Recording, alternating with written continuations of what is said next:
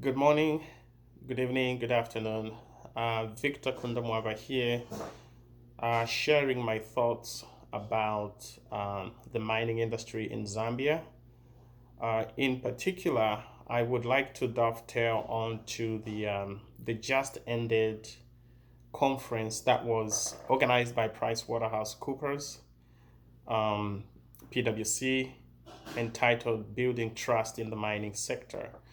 I think it was a very well organized event, and I thoroughly enjoyed listening to the whole two 2 hour presentation, and in particular, Andrew Chibuya's portion. Andrew is the country manager for PwC in Zambia, and he had a very data driven approach to building trust.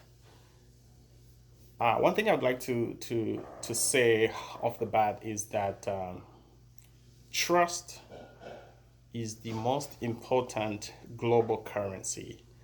I know we can pay attention to the Zambian kwacha, US dollar, British pound, you name it, but trust is the underlying value behind any currency. Um, the Zambian kwacha has gained a lot of strength in the last 12 plus months. That is because of the trust the business community has in the current business conditions in Zambia. China lends money to the United States any day, anytime. That's because of the trust China has in the United States' ability to pay back. So, trust is the most important currency in business. Now, in the Zambian situation, in the Zambian mining ecosystem, there are three primary constituents among who trust needs to be built. That is the government, the mining community, and the locations in which mining itself is being conducted. So it's kind of like a three-legged stool approach amongst government, business, and surrounding. Um, so for this three-legged stool, for a stool to be stable and balanced, all three legs must be strong enough. They must be mutually beneficial to one another. Um, when you look at the mining community, there's usually a few bad actors out there that really spoil the name for the industry.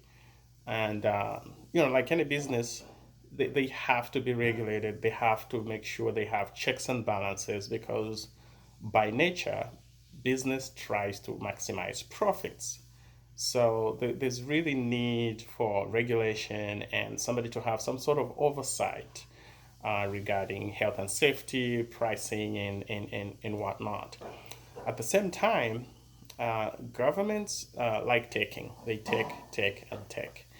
And so there's need for oversight from the industry as well as the maybe the chamber of mining to really make sure that the government does not take so much out that it leaves the business unsustainable. So there's a happy medium that needs to be struck to make sure that the ecosystem is balanced. With regards to the third leg of the stool, which is the mining community or the locations in which mining is being performed, it reminds me of one piece of advice my old boss told me about a decade and a half ago. We were mining in Alabama, and he told me that you know what, Victor, mining in somebody's backyard is a privilege. As you know, a lot of people don't want big mines in their communities because there's so much traffic. Sometimes there's air pollution. Sometimes there's the waters and the rivers get polluted if mining is not being done in a proper manner. So people they don't want mining in their communities, and so when other communities do embrace mining, that is a privilege, and it should be nurtured. The business community has to do whatever it takes to maintain that license to operate in somebody else's backyard. And so, one of the comments that were made during the webcast was that when the federal government extracts taxes from these mines, they should remit some of the funds back to the local municipalities. I kind of chuckled because that's very unlikely of the federal government. I think what the taxation model should look like is there should be local taxes, and then there should be federal taxes. I know that some people are saying how much tax is too much tax. I think, like any business, even in the United States, you do have local taxes on mining communities, on the mining business, because those big trucks, they're driving on local roads. Those mining businesses are using water from the local communities. So the local municipalities have to tax the mines in order to maintain the roads, and in order to maintain the schools and the hospitals from which the mining business are actually benefiting. So the idea of the federal government of Zambia paying back some of the portions of taxes back to Solwezi, I don't see that happening. I think Solwezi itself and maybe Northwestern Province should have some form of taxation on the mines in order to maintain the infrastructure around the mines. So I think that's pretty much best practice all over the world. That's the way it's done. One issue that was brought up during the webcast is policy stability. It sounds like a buzzword, and I think it is a buzzword. There's really not such thing as policy stability. At the same time, there needs to be some form of consistency as from one government to the other. I think it's important that the regulatory framework, the legal system around business enterprise should be stable enough that a president just can't wake up and start grabbing mines and say these are ours. There is a legal way to go about it. There's a business way to go about mergers and acquisition. You just don't wake up like a previous government did. So that kind of stability is needed and it's required.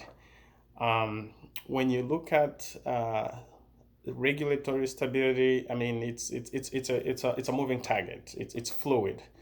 If you look at the United States, even mining laws and environmental laws, they do change and they do move depending on whether or not you have a Democrat in government or leading as president, or you have a Republican. So the idea of policy stability, that's it's a moving target. It's the nature of the beast, and so the mining communities that are operating in Zambia, mining businesses, should just accept that as such. A couple points I would like to make regarding why Africa, and Zambia in particular, should be the mining destination.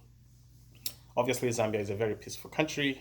We've gone through several presidential elections, peacefully transitions. Zambia is a very cheap place to do mining. Obviously, the wages and salaries are not as high as they are in other competing jurisdictions such as Australia and South America. And the grades, the mining, the ore grades in that region are significantly higher. So the mining cost per pound of copper or a ton of copper is very, very attractive in Zambia and vicinity. And as such, that's a huge advantage to setting up operations in Central Africa, Zambia preferably. So let's have inclusive mining approaches, a business model that really balances government, environment in which mining is being done, as well as a thriving mining community. Let's do mining sustainably. Tiende Pamosi. God bless the Republic of Zambia.